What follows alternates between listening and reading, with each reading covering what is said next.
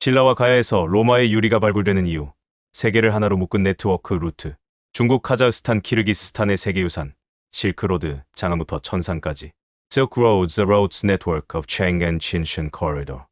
실크로드의 위치. 실크로드 비단길은 아시아, 아대륙, 중앙아시아, 서아시아, 근동의 고대 사회를 연결하는 상호 연결된 경로망으로 세계의 위대한 문명의 발전에 기여했다. 비단길은 직선거리로 약 7,500km에 이르지만 특정 경로를 따라 35,000km 이상 확장되는 세계 최고의 장거리 통신망 중 하나이다. 이러한 경로 중 일부는 수천 년 동안 사용되었지만 기원전 2세기까지 거래량이 상당히 증가했고 동서 간의 고가 상품의 장거리 무역이 이루어졌으며 이러한 이동의 정치적, 사회적, 문화적 영향은 이를 접한 모든 사회에 광범위한 영향을 미쳤다. 실크로드의 개요. 비단길은 기원전 2세기부터 16세기까지 활동했던 유라시아 무역로 네트워크다. 7,500km가 넘는 길이로 동양과 서양 세계 간의 경제, 문화, 정치, 종교적 교류를 촉진하는 데 중심적인 역할을 했다. 비단길이라는 이름은 19세기 후반에 처음 만들어졌지만 널리 통용되었는데 이 용어가 중앙아시아, 동아시아, 남아시아, 동남아시아, 서아시아와 동아프리카, 남유럽을 연결하는 복잡한 육로와 해상로를 정확하게 설명하기 때문이다. 비단길은 주로 중국에서 생산된 수익성이 높은 비단직물 무역에서 이름을 따왔다. 이 네트워크는 한나라 기원전 202년 서기 220년가 기원전 114년경 중국의 황제 사절인 장건의 사절과 탐험을 통해 중앙아시아로 확장되면서 시작되었으며 이를 통해 이 지역을 통일된 통제하에 두었다. 중국인들은 무역 제품의 안보에 큰 관심을 가졌고 만리장성을 확장하여 무역로를 보호했다. 서기 1세기 무렵 중국 비단은 로마, 이집트, 그리스에서 널리 수요가 있었다. 동양에서 온 다른 수익성 있는 상품으로는 차, 염료, 향수, 도자기가 있었고 서양의 수출품으로는 말, 낙타, 꿀, 와인, 금이 있었다. 종이와 화약과 같은 상품의 확산은 신흥상업 계층에게 상당한 부를 가져다 주었을 뿐만 아니라 유라시아와 그 너머의 여러 지역에서 정치적 역사의 흐름에 큰 영향을 미쳤다. 비단길은 대륙 전체에 걸쳐 엄청난 정치적 변화가 있었던 기간 동안 활용되었으며 흑사병과 몽골 정복과 같은 주요 사건이 사례가 된다. 이 네트워크는 분산되어 있었고 보안은 부족했다.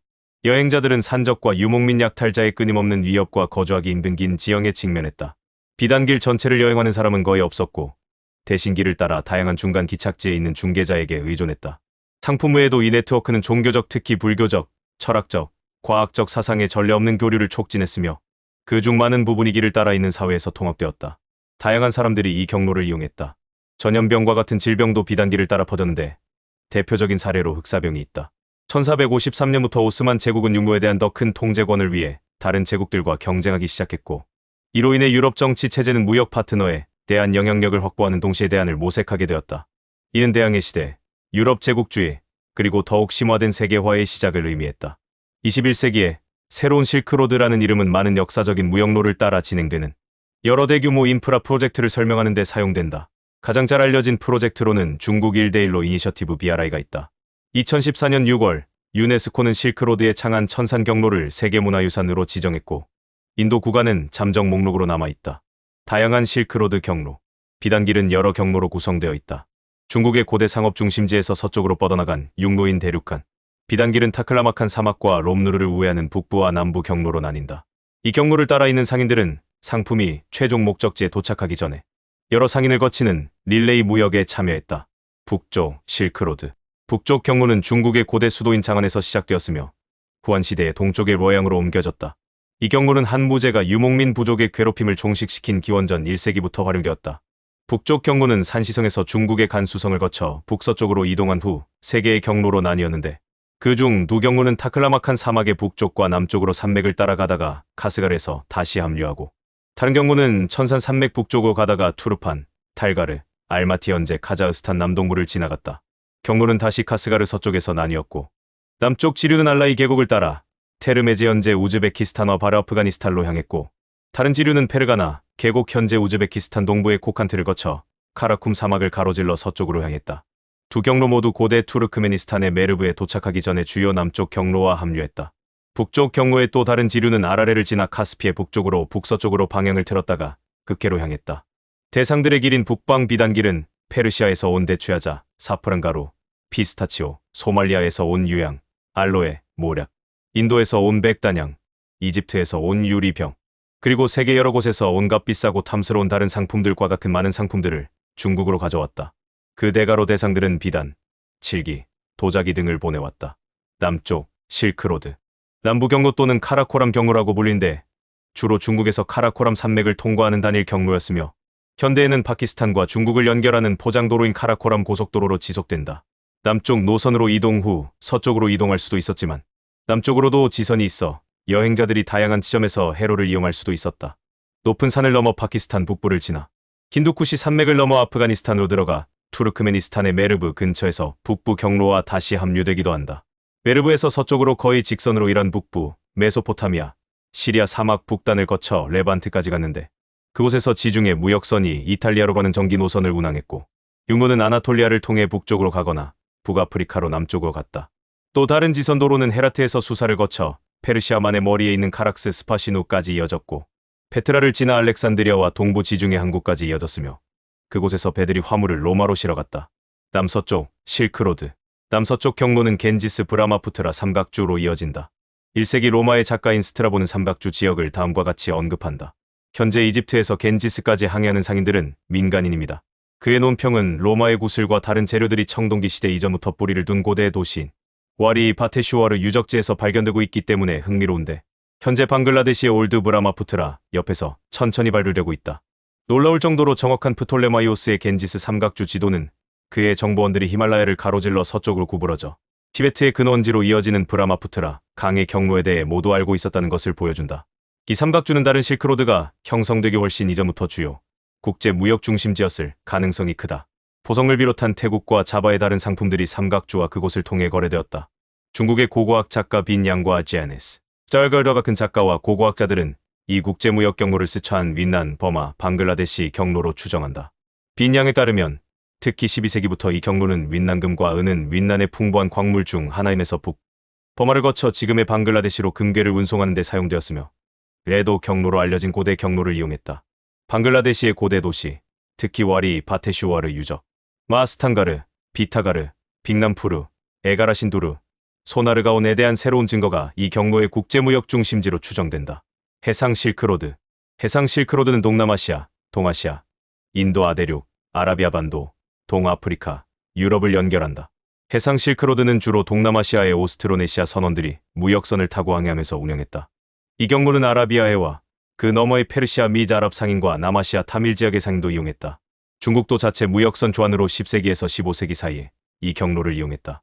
네트워크는 동남아시아의 오래된 오스트로네시아, 비취 해상 네트워크와 동남아시아와 남아시아 사이의 해상, 향신료 네트워크, 아라비아해와 그 너머의 서아시아 해상 네트워크의 경로를 따랐으며 현대의 경로도 고대 해상 무역로와 일치한다. 오스트로네시아의 텔라서크리시스 해상 제국은 해상 실크로드의 동부 지역, 특히 말라카 해협과 방카 해협, 말레이 반도, 메콩 삼각주 주변의 정치 체제에서 무역 흐름을 통제했다. 이곳을 통해 오스트로네시아 무역선의 주요 경로가 통킹만의 교지와 종착지인 광저우, 중국 남부로 향했다. 2차 경로도 태국만의 해안선을 통과했다. 2차 경로는 자바에, 셀레베스에, 반다에, 술루에를 통과하여 북부, 필리핀과 대만을 통과하는 주요 경로와 다시 연결되었다. 2차 경로는 동중국해와 황해까지 제한적으로 이어진다. 해상 실크로드 서부 지역의 주요 경로는 수마트라, 북단 또는 순다 해협에서 출발하여 스리랑카, 인도, 남부, 방글라데시, 몰디브까지 인도양을 횡단한다. 여기에서 아라비아를 거쳐 오만만 페르시아 방향으로 들어가는 경로와 아덴만, 홍해 방향으로 들어가는 경로로 갈라진다. 또한 2차 경로는 벵골만 해안, 아라비아를 거쳐 동아프리카 해안을 따라 남쪽으로 잔지바르, 코모로, 마다가스카르, 세이셀까지 이어진다. 해상 실크로드라는 용어는 육상 실크로드와 유사하기 때문에 붙은 현대적인 이름이다. 육로와 마찬가지로 동남아시아와 인도양을 통과하는 고대 해상 경로는 매우 긴 역사의 대부분 동안 특별한 이름이 없었다. 현대적인 이름에도 불구하고 해상 실크로드는 비단이나 아시아 수출품뿐만 아니라 매우 넓은 지역에 걸쳐 다양한 상품의 교환을 포함했다. 육상 실크로드와 여러 면에서 달랐기 때문에 단순한 연장선으로 볼 수는 없다. 해상 실크로드를 여행하는 상인들은 육로 경로와 같이 릴레이하지 않고 전체 거리를 횡단할 수 있었다. 배는 훨씬 더 많은 양의 상품을 실어 나름으로 교환할 때마다 더 큰 경제적 영향을 미칠 수 있었다. 배가 운반하는 상품은 캐러밴이 운반하는 상품과도 달랐다. 해상 경로의 상인들은 날씨와 해적 행위와 같은 다양한 위험에 직면했지만 정치적 불안정에 영향을 받지 않았다. 실크로드의 시작. 중앙유라시아는 고대부터 승마와 말 사육으로 유명했으며 중앙유라시아의 북부 대초원을 가로지르는 육로 대초원 경로는 실크로드보다 훨씬 먼저 사용되었다. 카자흐스탄의 버로데어 같은 고고학 유적지는 유목민인 아리마스피족이 무역을 위해 말을 사육했을 뿐만 아니라 실크로드를 따라 절묘한 예술 작품을 전파할 수 있는 위대한 장인을 배출했다. 기원전 2000년부터 여르켄토와 허우텐의 광산에서 생산된 옥이 중국과 거래되었다. 중요한 점은 이 광산이 바다, 그시안의 청금석과 스피넬 발라스, 루비 광산에서 그리 멀지 않았다는 점이다. 험준한 파미르 산맥으로 분리되어 있지만 이 두 광산을 가로지른 경로는 아주 초기부터 사용되었던 것으로 추정된다. 영판에서 동쪽으로 200km 떨어진 실크로드를 따라 위치한 러란 지역의 차렘 분지에서 발견된 차렘 미라에 대한 유전학적 연구는 기원전 1600년으로 거슬러 올라가며 이는 동서양 사이에 매우 오래된 접촉이 있었음을 시사한다. 이 미라는 인도 유럽어족 언어를 사용했던 사람들의 것이었을 수 있으며 이 언어는 북쪽의 흉노 문화에서 유래한 투르크어의 영향과 동안 왕조에서 유래한 중국어의 영향으로 대체될 때까지 현대 신장 지역의 타림 분지에서 사용되었다. 기원전 1070년경으로 추정되는 실크의 잔해가 고대 이집트에서 발견되었는데 중앙아시아의 오아시스 도시가 실크의 무역에 중요한 역할을 했다. 이 실크의 발견 장소는 충분히 신뢰할 수 있지만 실크는 매우 빠르게 분해되므로 중국의 재배 실크인지 아니면 지중해 또는 중동에서 유래했을 수 있는 야생 실크인지는 불분명하다. 기원전 8세기에 중국 본토와 서부 국경 지역의 유목민들이 접촉한 이후 중앙아시아에서 금이 도입되었고 중국의 옥 조각가들은 스키타이 스타일의 싸움을 벌이는 동물의 묘사를 조각하기 시작했다. 이 스타일은 특히 금과 청동으로 만든 직사각형 벨트 플라크에 조각되어 있으며 옥과 활석 등으로도 만들어졌다. 독일 슈투트가르트 근처에서 기원전 6세기로 추정되는 지배층의 매장지가 발굴되었는데 그리스 청동뿐만 아니라 중국 비단도 있는 것으로 밝혀졌다. 벨트에 있는 비슷한 동물 모양의 예술품과 레슬러 모티브가 극해 지역부터 중국 내몽골 알루차이던과 산시의 전국시대 고고학 유적지까지 분포하는 스키타이 무덤에서 발견되었다. 헝가리 평원과 카르파티아 산맥에서 중국의 간수 회랑까지 뻗어 중동과 인도, 북부, 펀잡을 연결하는 스키타이 문화의 확장은 의심할 여지 없이 실크로드의 발전에 중요한 역할을 했다. 스키타이는 아시리아의 이살헤든이 이집트를 침략할 때 동행했으며 그들의 독특한 삼각형 화살촉은 이집트 아스완에서도 발견되었다. 이 유목민들은 여러 가지 중요한 기술을 위해 이웃 정착민에 의존했으며 이러한 상품을 위해 취약한 정착지를 약탈하는 것 외에도 관세를 강제로 납부함으로써 장거리 상인을 소득원으로 장려했다. 토그디는 10세기 말까지 실크로드를 따라 중국과 중앙아시아 간의 무역을 원활하게 하는데 중요한 역할을 했으며 그들의 언어는 4세기까지 아시아 무역의 공통어로 사용되었다. 실크로드의 시작 기원전 130년 비단길은 중국의 한 나라가 중앙아시아를 탐험하고 정복하면서 퍼졌다. 지중해가 페르가나 계곡과 연결되면서 다음 단계는 타림 분지와 헥스 코리도를 가로질러 중국 본토로 가는 길을 여는 것이었다. 이 확장은 기원전 130년경에 이루어졌으며 한나라의 중앙아시아 사절은 장건, 원래 흉노에 대항하여 월지와 동맹을 맺기 위해 파견됨의 보고에 따라 이루어졌다. 장건은 페르가나의 대의원, 트란스옥시아나의 월지, 그리스 박트리아 통치의 잔재가 있는 박트리아 국가인 덱스, 그리고 케인주를 직접 방문했다. 그 또한 안시 파르티아, 조지 메소포타미아, 선두 인도 아데류, 우전 등 자신이 방문하지 않은 주변 국가들에 대한 보고서도 작성했다. 장건의 보고서는 중국이 서쪽으로 확장하고 벽을 쌓아야 하는 경제적 이유를 제시했으며 결과적으로 비단길의 선구자가 되었다. 천마전쟁 War of the Heavenly Horses과 한육노 전쟁에서 승리한 후 한나라의 군대는 중앙아시아에 자리 잡았고 실크로드가 주요 국제 무역로로서 시작되었다. 어떤 연구자들은 한나라의 무제가 페르가나, 박트리아, 파르티아 제국의 정교한 도시 문명과 상업적 관계를 발전시키는 데 관심을 가졌다고 추정한다. 천자가 이 모든 것을 듣고 이렇게 추론했다. 페르가나와 박트리아의 영토와 파르티아 제국은 넓은 나라이고 희귀한 것들이 가득하며 인구는 고정된 거주지에 살고 중국인과 다소 동일한 직업을 가지고 있지만 군대는 약하고 중국의 풍부한 생산물을 매우 중요하게 생각한다. 후안서. 또 다른 연구자들은 한나라 무제가 주로 흉노와의 싸움에 관심이 있었고 중국이 와서 회랑 헥시 코리도를 평정한 후에야 주요 무역이 시작되었다고 추정한다. 중국인들은 또한 대원 그레코백트리안 킹덤이 소유한 키 크고 강력한 말 천마에 큰 매력을 느꼈는데 이 말들은 유목민족인 흉노와 싸우는 데 중요한 역할을 했다. 한나라는 한대원 대의원 전쟁에서 대원을 격파했다. 그 후 중국인들은 매년 약 10개 정도의 사절을 이들 국가에 파견했고 멀리는 셀레우코스 시리아까지 파견했다. 후한서에 의하면 안시엥스, 파르티아 파르티아, 옌차이안케, 예건스리아, 조지지 여시 메소포타미아, 천주지엔 주인도 북서부 등에 더 많은 사절이 파견되었다. 일반적으로 1년 동안 이런 사절단이 적어도 5명 이상 파견되었다. 이러한 연결은 로마 제국까지 확장된 비단길 무역 네트워크의 시작을 의미했다. 중국인들은 수차례 중앙아시아에서 원정을 했으며 한나라 군대와 로마 군단병 아마도 흉노족에게 포로로 잡히거나 용병으로 모집되었을 것임. 간의 직접적인 조우가 기록되어 있으며 특히 기원전 36년 소그디아나 전투에서 기록되어 있다. 조셉 미덤, 시드니 샤피로. 중국 석궁이 이 시기에 로마로 전파되었을 것이라는 의견도 있다. 잭서얼스강 서쪽의 한나라 원정대는 로마 군단의 분견대를 만나 격파한 것으로 추정된다. 로마인들은 파르티아를 침공한 안토니우스 군대의 일부였을 것이다.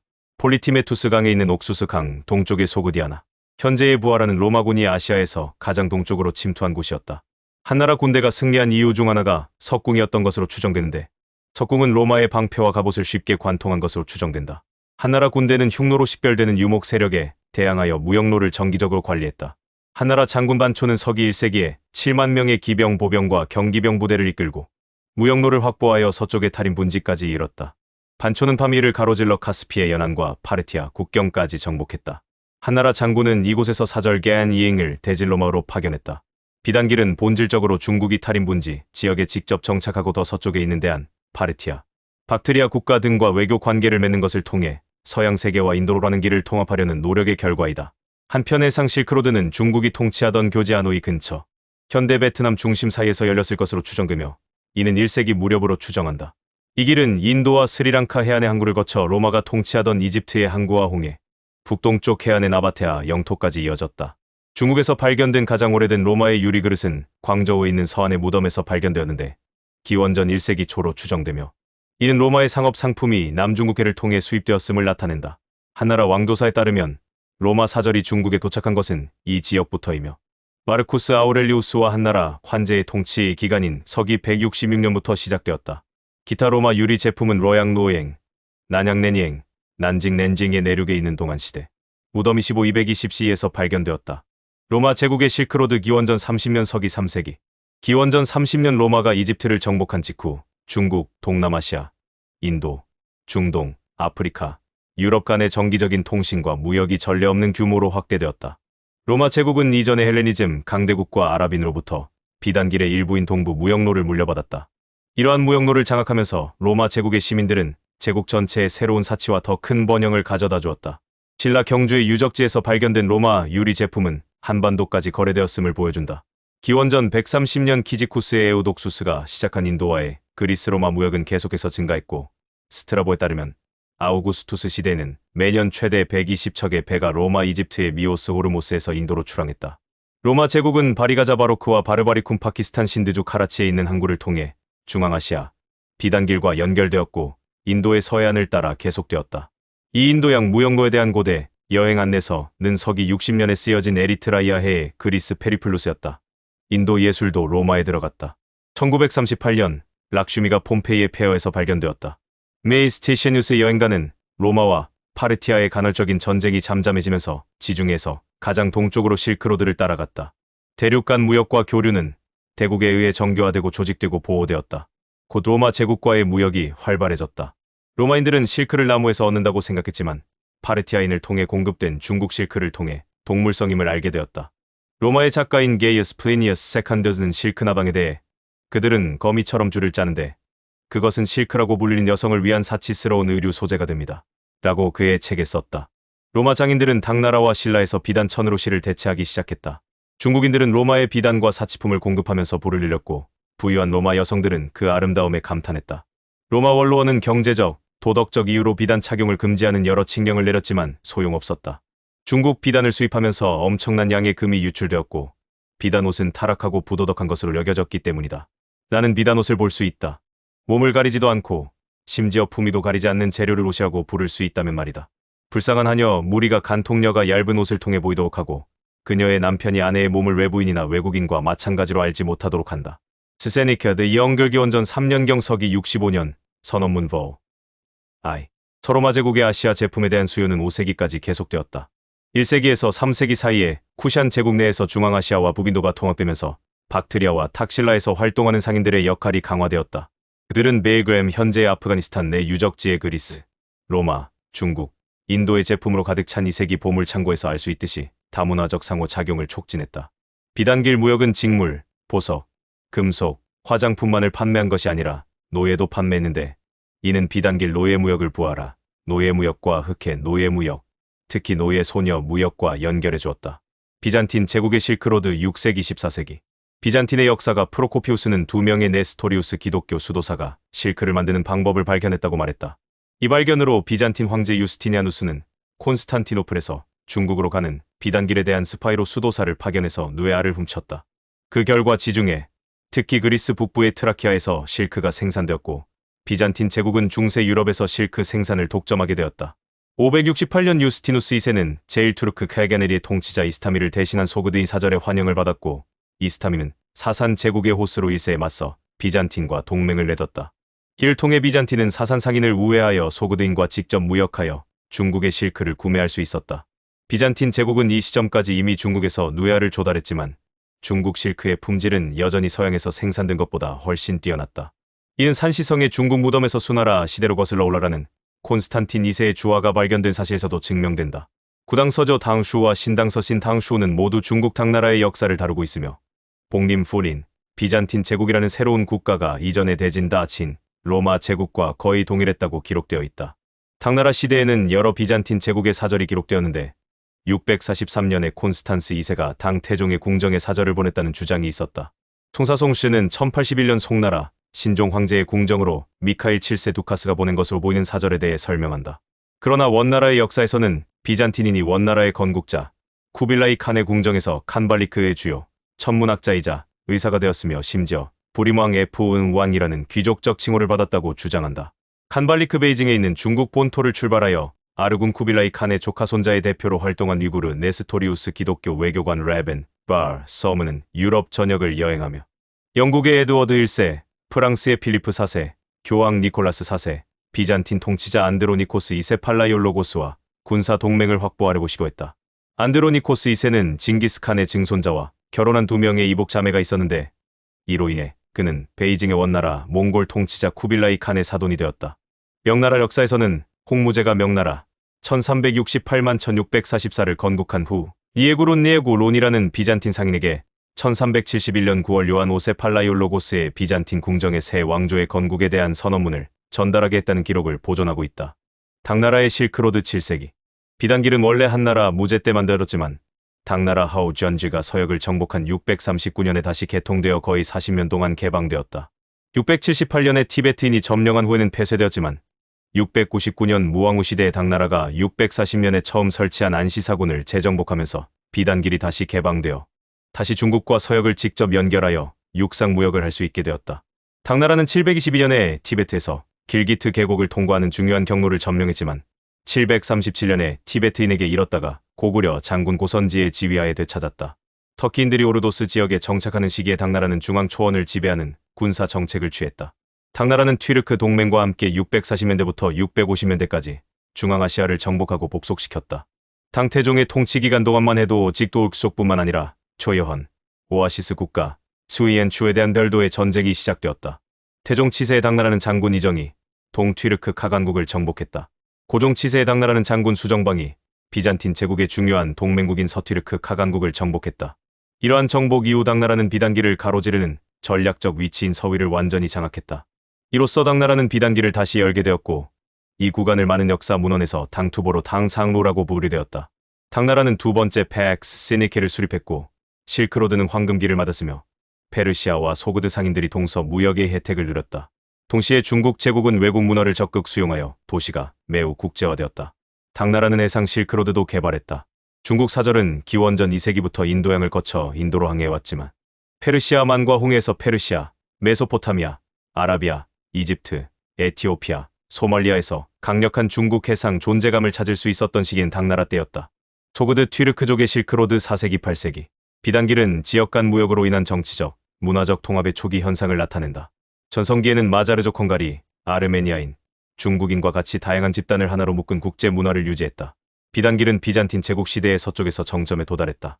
사산 제국 시대부터 일칸국 시대까지 발전했고 동서 무역은 이집트의 알렉산드리아와 중국의 광저우 사이의 인도양을 가로질러 발전했다. 페르시아 사산 왕조의 동전은 비단 실과 직물만큼 가치 있는 통화 수단으로 등장했다. 한편으로는 강력한 통합 역학을 가지고 있고 다른 한편으로는 그것이 전달한 변화의 영향을 받아 이전에는 실크로드를 따라 고립되어 살았던 부족, 사회와 야만적 문화 발전을 이룬 목축민들은 이 길로 연결된 문명의 부와 기회에 끌려 약탈자나 용병의 무역을 맡았다. 많은 야만 부족들이 부유한 도시와 비옥한 땅을 정복하고 강력한 군사 제국을 건설할 수 있는 숙련된 전사가 되었다. 심슨, 레이 2014점. Aiden of Lindisfarne Irish Flame Worms and New World. Whip and Stock Publishers. 소그드족은 4세기 이후 8세기까지 동서 무역을 지배했다. 그들은 중앙아시아의 주요 대상 상인이었다. A.V. 데이버는 역사가들에 따르면 대실크로드의 주요 원동력은 소그드족뿐만 아니라 종종 혼합된 가문에서 나온 혼합된 소그드 투르크 문화의 운반자들이었습니다. 라고 언급했다. 비단길은 북중국에서 유목민족의 군사국가들이 모여 형성된 길을 열었고 네스토리우스 파마니교, 불교, 이슬람교가 중앙아시아와 중국으로 전파되는 계기가 되었다. 이슬람의 실크로드 8세기 13세기 8세기 우마이야 왕조 시대의 다마스쿠스는 크테시폰을 제치고 주요 무역 중심지가 되었고 아바스 왕조가 바그다드를 건설하면서 비단길을 따라 가장 중요한 도시가 되었다. 영광의 끝에서 이 길은 역사상 가장 큰 대륙 제국인 몽골 제국을 탄생시켰고 그 정치적 중심지는 중국의 베이징, 몽골의 카라코람, 사르마칸트, 북부 이란의 타브리즈를 따라 늘어서 있었으며 이전에는 물질적, 문화적 상품으로 느슨하고 간헐적으로 연결되었던 지역들이 정치적으로 통합되었다. 이슬람 세계는 우마이야 왕조 치하인 8세기에 중앙아시아로 확장되었고 그 후계자인 아바스 왕조는 751년 탈라스 전투 현재 키르기스탄의 탈라스 강 근처에서 중국의 서진을 중단시켰다. 그러나 재앙이었던 알록산의 난 755, 763과 티베트 제국의 서역 정복 이후 당나라는 중앙아시아에 대한 지배권을 다시 주장하지 못했다. 848년쟁 예치오 사령관이 이끄는 당나라는 티베트인에게서 간수성의 허시회랑과 둔왕만을 탈환할 수 있었다. 부하라 우즈베키스탄을 중심으로 한 페르시아 사마니드, 제국 819, 999은 소그드족의 무역 유산을 계속 이어갔다. 10세기에는 투르크계 이슬람 카라카니드 칸국이 중앙아시아를 정복하면서 그 지역의 무역 단절은 줄어들었지만 중앙아시아의 네스토리우스 기독교, 조로아스터교, 마니교, 불교는 사실상 사라졌다. 13세기 초 호라즘은 몽골 제국의 침략을 받았다. 몽골의 통치자 징기스칸은 한때 활기가 넘쳤던 부하라와 사마르칸트 도시를 포위한 후 불태웠다. 그러나 1370년 사마르칸트는 새로운 티무르 제국의 수도로서 부활했다. 투르크 몽골의 통치자 티무르는 아시아 전역의 장인과 지식인을 사마르칸트로 강제로 이주시켜 이슬람 세계에서 가장 중요한 무역 중심지이자 문화 중심지 중 하나가 되었다. 몽골 제국의 실크로드 1314세기 1207년에서 1360년경까지 아시아 대륙 전역에 걸친 몽골의 확장은 정치적 안정을 가져오고 카라코름과 칸발리크를 경유하는 실크로드를 재건하는 데 도움이 되었다. 또한 이슬람 칼리파국의 세계 무역에 대한 지배를 종식시켰다. 몽골이 무역로를 통제하게 되었기 때문에 무역은 전역으로 퍼졌다. 몽골 통치자들은 중앙아시아 대초원의 수도를 세우고자 했기 때문에 이 목표를 달성하기 위해 정복을 할 때마다 지역의 상인, 학자, 장인을 모집하여 제국을 건설하고 관리하도록 했다. 몽골인들은 유라시아 대륙 전역, 서쪽으로는 흑해와 지중해, 남쪽으로는 인도양에 걸쳐 육로와 해상로를 개발했다. 13세기 후반에는 몽골 중동과 몽골 중국을 연결하는 교류가 인도양에서 번성했다. 몽골 외교관 레벤바 서먼은 1287-88년에 유럽 궁정을 방문하여 몽골인들에게 자세한 서면, 보고서를 제공했다. 거의 같은 시기에 베네치아 탐험가 마르코 폴로는 비단길을 통해 중국으로 여행한 최초의 유럽인 중 한 명이 되었다. 마르코 폴로의 여행기에 기록된 그의 이야기는 서양인에게 극동의 관습 중 일부를 알려주었다. 그는 이야기를 가져온 최초의 사람은 아니었지만 가장 널리 익힌 사람 중 한 명이었다. 그보다 앞서 윌리엄 오브 로브락, 베네딕트 오브 폴란드, 지오바니 데피엔 델 카르펜, 안드레 디 렁주미오 등 수많은 기독교 선교사가 동행으로 파견되었다. 이후 사절로는 포르데노네의 오도리쿠스, 조반니 데 마리뇰리, 몬테코르비노의 존, 니콜로, 데 콘티, 1325년에서 1354년 사이에 타브리즈에서 실크로드를 건너 오늘날의 중동을 통과한 모로코 무슬림 여행가인 이븐 바투타가 포함되었다. 13세기에는 대사 교환과 후기 십자군 전쟁 동안 성지에서 군사적 협력을 시도하면서 프랑스 몽골 동맹을 형성하려는 노력이 있었다. 결국 아바스 왕조와 아이유브 왕조를 파괴한 후일 칸국의 몽골은 이슬람으로 개종하고 살아남은 무슬림 세력인 이집트 맘루크와 1323년 에일라포 조약을 체결했습니다. 일부 연구에 따르면 1340년대 후반부터 유럽을 황폐화시킨 흑사병은 몽골 제국의 무역로를 따라 중앙아시아 또는 중국에서 유럽에 도달했을 가능성이 있다고 한다. 한일호에 따르면 터키 북부의 트레비존드 중계무역항에서 온 제노바 상인들이 이 질병을 서유럽으로 옮겼을 것이라고 한다. 다른 많은 전염병 발병 사례와 마찬가지로 이 질병은 중앙아시아의 마르모따람쥐를 닮은 포유류에서 유래되었으며 비단길 상인들에 의해 서쪽의 흑해로 옮겨졌다고 한다. 실크로드의 쇠퇴 15세기 현재 몽골 제국의 분열은 실크로드의 정치적, 문화적, 경제적 통일성을 약화시켰다. 투르크멘족의 영주들은 쇠퇴하는 비잔틴 제국으로부터 실크로드 서쪽 지역의 땅을 빼앗았다. 몽골 제국이 몰락한 후 실크로드의 정치 세력들은 경제적, 문화적으로 분리되었다. 지역 국가의 결정화와 함께 유목민의 힘이 쇠퇴했는데 이는 부분적으로는 극사병의 파괴 때문이고 부분적으로는 화약을 갖춘 정착 문명의 침략 때문이었다. 아르메니아인들은 이 두 지역을 잇는 교차로에 위치함으로써 유럽아시아 무역을 가능하게 한 중요한 역할을 했다. 아르메니아는 이 지역의 거의 모든 무역로와 거대한 네트워크를 독점했다. 1700년부터 1765년까지 페르시아 실크의 총수출은 전적으로 아르메니아인에 의해 이루어졌다. 그들은 또한 터키와 이란에서 건포도, 커피콩, 무화과, 터키 원사, 낙타털, 다양한 보석, 쌀 등을 수출했다. 실크 무역은 1720년대 사파비 제국의 붕괴로 인해 중단될 때까지 계속 번창했다. 실크로드를 통한 종교의 확장, 리처드 포츠, 선앤로 리유 등은 수세기 동안 실크로드를 따라 이루어진 무역 활동이 상품뿐만 아니라 종교 분야에서 특히 사상과 문화의 전파를 용이하게 했다고 주장한다. 조로아스터교, 유대교, 불교, 기독교, 마니교, 이슬람교는 모두 특정 종교 공동체와 그 기관에 연결된 무역 네트워크를 통해 유라시아 전역으로 퍼졌다. 특히 실크로드를 따라 있는 불교 사원은 외국인에게 안식처이자 새로운 종교를 제공했다. 제리 H. 벤틀리에 따르면 실크로드를 따라 종교와 문화적 전통이 확산되면서 종교적 융합이 이루어졌다. 한 가지 예가 중국인과 흉노족 유목민과의 만남이다. 이러한 예상치 못한 문화 간 접촉으로 인해 두 문화는 서로 적응할 수 있었다. 흉노족은 중국의 농업 기술, 의복 스타일, 생활 방식을 채택한 반면 중국인은 흉노족의 군사 기술, 일부 의복 스타일, 음악, 춤을 채택했다. 아마도 중국과 흉노족 사이의 문화 교류 중 가장 놀라운 점은 중국 군인들이 때때로 이탈하여 흉노족의 생활 방식으로 개종하고 처벌을 두려워하여 대초원에 머물렀다는 것이다. 유목민의 이동은 고대 비단기를 따라 지역 간 접촉과 문화 교류를 촉진하는 데 중요한 역할을 했다. 실크로드를 통한 기독교의 전파. 기독교의 전파는 주로 네스토리우스파였던 것으로 알려져 있다. 781년에 새겨진 비석에는 네스토리우스 기독교 선교사들이 실크로드에 도착한 모습이 나와 있다. 기독교는 동서로 퍼져나오면서 동시에 시리아어를 전파하고 예배 형식도 발전시켰다. 실크로드를 통한 불교의 전례. 비단기를 통한 불교의 중국 전파는 중국의 명나라 황제 58-75가 서방으로 파견한 사절에 대한 기록에 따르면 기원 후 1세기에 시작되었다. 이 기간 동안 불교는 동남아시아, 동아시아, 중앙아시아 전역으로 퍼지기 시작했다. 대승불교, 상좌부불교, 금강승불교는 비단기를 통해 아시아 전역으로 퍼진 주요 불교 형태다. 불교 운동은 세계 종교 역사상 최초의 대규모 선교 운동이었다. 중국 승려들은 불교를 어느 정도 토착 중국 도교에 동화시키는 데 성공하여 두 신앙을 하나로 모았다.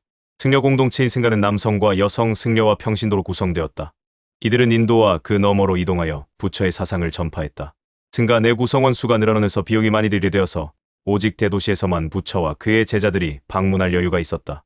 쿠샨 왕조의 지배하에 불교는 1세기 중반부터 3세기 중반까지 중국과 아시아의 다른 지역으로 퍼졌다고 추정된다. 광범위한 접촉은 2세기에 시작되었는데 이는 아마도 쿠샨 제국이 탈인 분지의 중국 영토로 확장된 결과일 것으로 추정된다. 이는 많은 불교 승려들이 중국 땅에 선교 활동을 했기 때문이다. 불교 경전을 중국어로 최초로 번역한 사람은 파르티아인, 쿠샨인, 소그드인 또는 쿠체인이었다.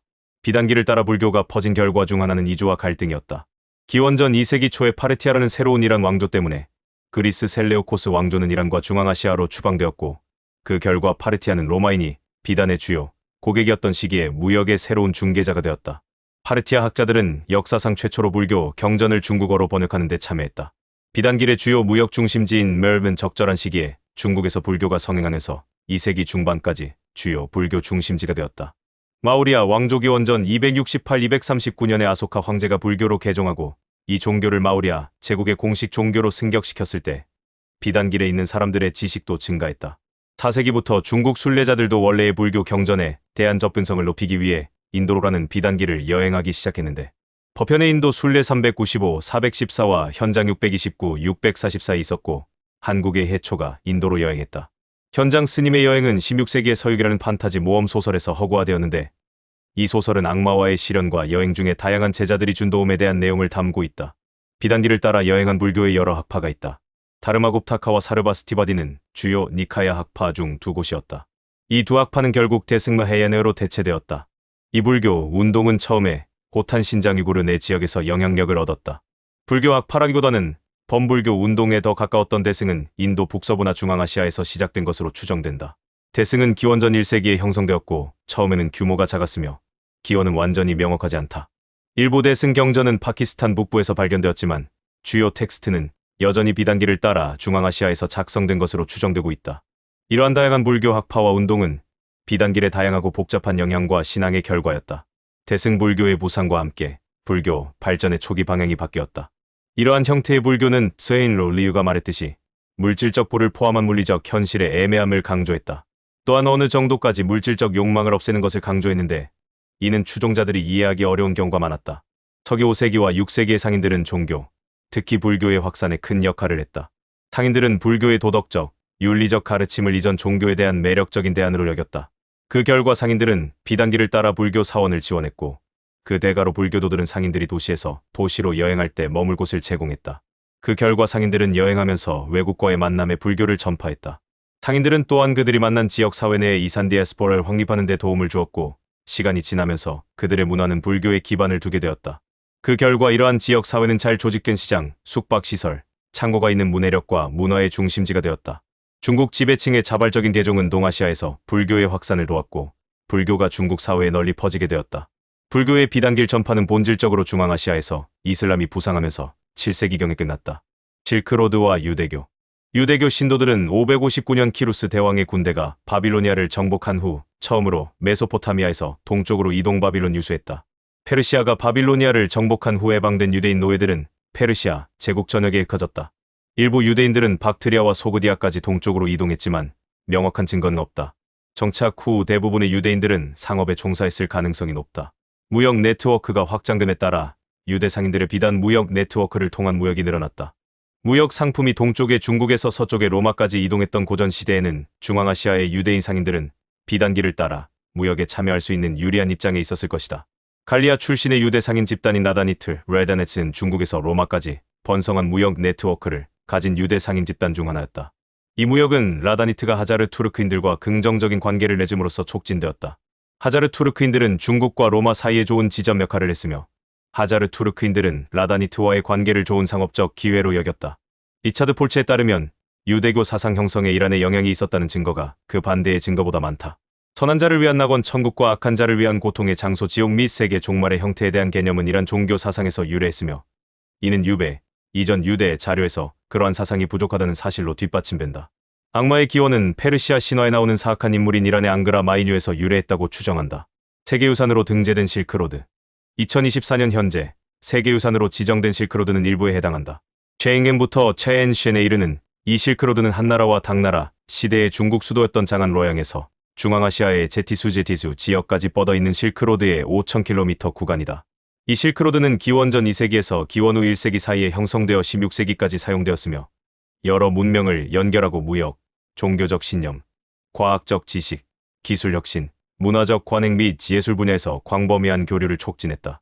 경로 네트워크에 포함된 33개 구성 요소에는 다양한 제국과 칸 왕국의 수도와 궁전단지, 무역 정착지, 불교 동굴 사원, 고대 경로, 우편소, 통로, 봉화대, 만리장성 구간, 요새, 무덤 및 종교 건물이 포함된다. 실크로드를 따라 있는 33개 유적지에는 다양한 제국과 칸 왕국의 수도, 궁전단지, 무역 정착지, 불교 동굴 사원, 고대 경로, 우편소, 통로, 봉화대, 만리장성 일부, 요새, 무덤 및 종교 건물이 포함된다. 중국 제국이 제공한 공식적인 우편소 및 봉화대 시스템은 무역을 용이하게 했으며 제티수 지역의 국가가 운영하는 요새, 카라반사라이 및 중간 기착지 시스템도 마찬가지였다. 장안과 그 주변에서 이어지는 궁전은 1200년 이상 중국 제국의 권력 중심지를 반영하고 있으며 최의 계곡의 도시는 9세기에서 14세기까지 제티수 지역의 권력 중심지였으며 장거리 무역을 조직했다. 서쪽의 쿠차현제의 코츠현에서 동쪽의 로용루어현까지 이어지는 일련의 불교 탑과 크고 정교한 동굴 사원은 카라코람을 통해 인도에서 동쪽으로 불교가 전파되었음을 기록하고 있으며 지역적 사상이 흡수됨에 따라 사리탑 디자인이 진화했음을 보여준다. 이러한 정교함은 지방 당국과 중앙 중국 제국 정부의 후원, 부유한 상인의 기부, 그리고 이 경로를 여행한 승려의 영향을 반영하며 이들의 여행 중 많은 부분이 기원전 2세기부터 기록되었다. 다른 종교 건물은 제티수 지역의 소그드인의 주요 종교인 조로아스터교, 추이와 탈라스 계곡, 고초 코어크우시와 로용의 마니교, 고초시, 신장 주변, 장안의 네스토리우스 기독교, 브라나베란의 이슬람교를 포함하여 실크로드를 따라 많은 종교 그리고 많은 민족 집단과 공존했음을 반영한다.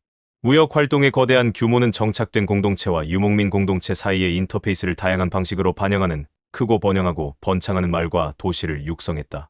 유목민과 농부의 상호 의존성 및 제티수 지역의 투르크인과 소그드인과 같은 다른 사람들 천산산맥에서 유목민 공동체가 정착된 공동체로 변형되어 반지하, 건물과 같은 매우 독특한 건설 및 계획이 이루어졌다.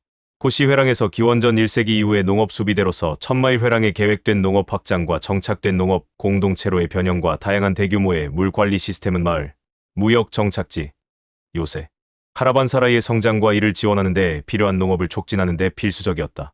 예를 들어 극도로 건조한 투르판 분지의 광대한 케레즈 지하수로 여전히 사용 중인 곳이 많으면 코초 도시에 물을 공급했고 야르 도시 내부의 깊은 우물로 보충되었다. 고시 회랑을 따라 펼쳐진 개방형 운하와 도랑 네트워크의 웅장한 규모는 강물을 거주지로 끌어들인데 그중 90km가 수오양 시 주변에 남아있다. 또한 제슈 지역에서는 운하와 파이프를 통해 강물을 분배하고 저수지에 모으는 방식이 있다. 이 유적이 세계유산위원회로부터 인정받은 탁월한 보편적 가치 유부인은 다음과 같다. 기준 이 대륙을 연결한 경로의 광대함, 매우 긴 사용기간, 다양한 유적 및 유물 간의 역동적인 상호 연결과 풍부한 문화 교류, 연결하고 교차하는 다양한 지리적 환경은 기원전 2세기에서 서기 16세기 사이에 유라시아 대륙의 다양한 문화 지역, 특히 유목민의 대초원과 정착한 농업 오아시스 목축 문명에서 광범위한 상호작용이 이루어졌음을 분명하게 보여준다.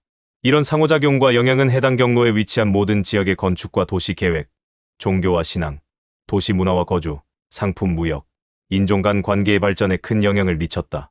천산 회랑 쉔쉔 코리도는 유라시아 대륙 전역의 문명과 문화를 연결하는 역동적인 통로를 통해 문명과 문화 간의 가장 광범위하고 장기적인 교류가 실현되었음을 보여주는 세계 역사상 특별한 사례이다. 기준 3천산 회랑은 기원전 2세기에서 서기 16세기까지 유라시아 대륙 전역의 경제, 문화 분야의 소통 및 교류 전통과 사회적 발전을 탁월하게 입증한다. 무역은 유목민과 정착민 사회를 하나로 모으는 말과 도시의 개발을 통해 이러한 정착지를 뒷받침하는 물관리 시스템을 통해 여행자들을 수용하고 그들의 안전을 보장하는 요새, 봉화대, 중간 기착지와 카라반 사라이의 광범위한 네트워크를 통해 불교 사당과 동굴 사원의 연속을 통해 그리고 조로아스터교, 마니교, 네스토리우스, 기독교, 이슬람과 같은 다른 종교의 출현을 통해 세계적인 다민족 사회가 조직되어 높은 가치의 무역으로부터 이익을 얻음으로써 정착지 구조에 깊은 영향을 미쳤다. 기준 5천산 회랑 쉔쉔 코리도는 고가의 장거리 무역이 어떻게 대규모 말과 도시의 성장을 촉진했는지를 보여주는 뛰어난 사례이다. 이러한 성장은 주민과 여행객을 위해 강, 우물, 지하샘에서 물을 모으고 작물에 관계하는 정교하고 정교한 물 관리 시스템을 통해 가능했다. 기준 6 천산 회랑은 장첸의 서부 지역 외교 사절단과 직접 관련이 있으며 이는 유라시아 대륙에서 인류 문명과 문화 교류의 역사에서 이정표가 되는 사건이다. 또한 불교가 고대 중국에 미친 실질적인 영향을 깊이 반영하여 동아시아 문화에 상당한 영향을 미쳤으며 서기 500년 중국에 전파된 네스토리우스 기독교, 마니교, 조로아스터교, 초기 이슬람이 전파되었다. 회랑을 따라 있는 많은 마을과 도시는 수력, 건축, 도시 계획과 관련된 경로를 따라 흘러온 아이디어의 영향을 예외적으로 반영한다. 우리 유산과의 비교. 실크로드는 우리의 고대 문화와도 직간접적으로 연결되어 있다. 고구려, 백제, 신라, 마안, 가야 등 한반도 내외에 위치한 고대 국가에서 발견되는 외래 유물들 대부분 육상 혹은 해상 실크로드를 통해 유입되었고 한반도에서 생산된 수출품 역시 이 루트를 통해 해외로 수출되었을 것으로 추정되기 때문이다. 수차례 강조하는 내용이지만 쇠국을 추구하는 나라 치고 성장한 나라 별로 없고 교류와 소통을 중요하게 생각한 나라 치고 성장하지 않은 나라를 찾기 힘들다. 우리가 아시리아와 페르시아, 로마에서 배울 수 있듯이 성장하는 제국들은 모두 넓은 포용력으로 다른 지역에서 배울 수 있는 것을 빠르게 흡수하고 수정이 필요한 부분을 빠르게 바꾸고 자신들의 역사를 충실히 기록해서 역사에 남겼던 공통점을 가지고 있다.